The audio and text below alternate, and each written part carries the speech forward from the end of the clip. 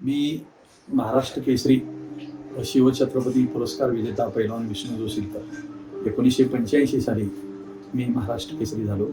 सध्या जे महाराष्ट्र केसरी स्पर्धा रोहितदादा पवारांच्या माध्यमातून कर्जपेटे भरवल्या जाणार आहेत, त्या निमित्तानं मला एवढंच सांगायचं आहे की कुस्ती परिषदेच्या माध्यमातून भरवली जाणारी स्पर्धा निर्विवादपणे झाली पाहिजे.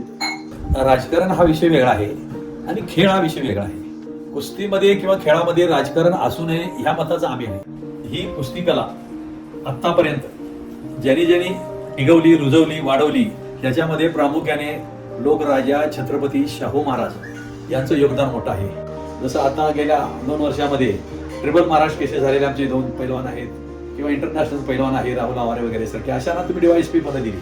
तर आता सुद्धा जे महाराष्ट्र केसरी होतील किंवा इंटरनॅशनल होतील अशा लोकांना तुम्ही जर शासकीय सेवेमध्ये PSI असेल किंवा आणखी इतर शासकीय क्लास 1 क्लास 2 ची पदं जे असतील ती त्यांना जर दिली आणि त्यांच्या पोटापाण्याचा प्रश्न सोडवला तर नक्कीच ते एक दिलानं कुस्तीमध्ये झोकून देतील आणि कुस्तीची विषयी तयारी करतील आणि आपल्या महाराष्ट्राचा